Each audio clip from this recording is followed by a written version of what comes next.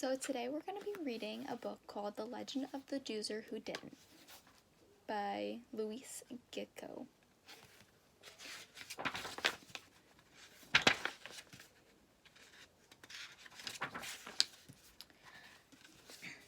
In old Doozer legends that old Doozers know, a Doozer supposedly lived long ago. They called him the Doozer Who Didn't, I'm told, and if we were here, he'd be older than old.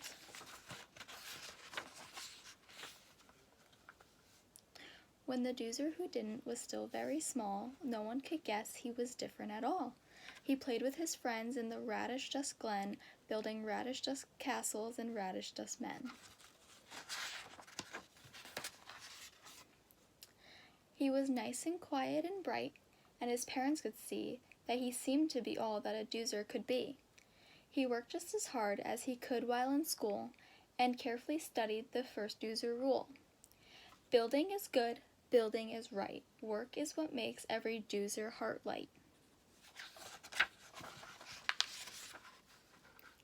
Nobody knows why the trouble first started. This verse is not for the weak or faint-hearted.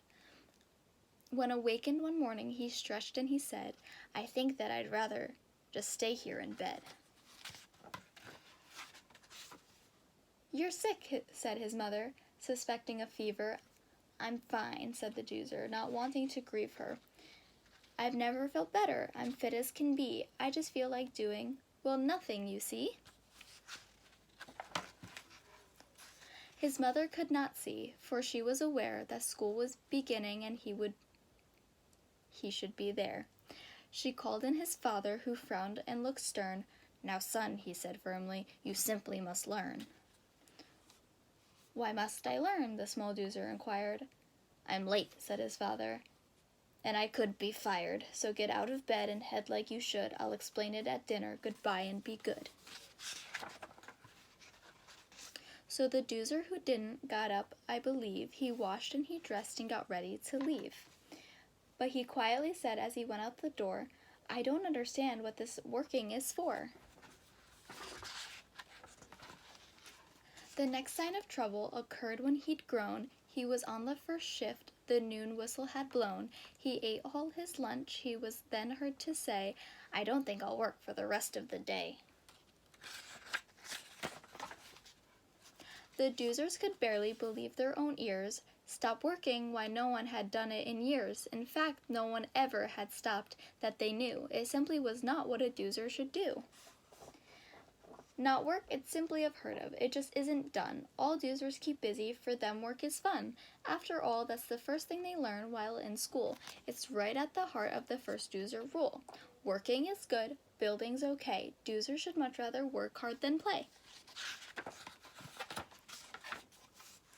The Doozer Who Didn't just couldn't care less. He simply liked to do nothing, I guess. And when he stopped working, he started to sing, and no matter who asked, he would not do a thing. While he sang songs, he made up silly games, like filling the helmets and naming the names, in which he named all of the names that he knew. As fast as he could, when he stopped, he was through. But then, says the tale, as he sat and he sat, the Doozer began to grow terribly fat. He grew bigger and bigger and bigger in size, since he wasn't getting enough exercise. And then, also due to extreme inactivity and partially caused by his total passivity, he began growing fur and a tail, and so tall that he hardly resembled a Doozer at all. He was totally useless and just in the way. All he did was eat Doozer constructions all day.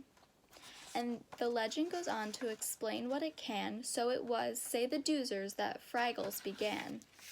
Well, anyway, that's what the Doozers all say, that a Fraggle is born when a Doozer must play. And all mother Doozers remember this rule and warn all their children who don't go to school. Schooling is good, working is right. So do all your homework and study all night. For if you stop working or building, you see, you'll turn into Fraggles as quickly as can be.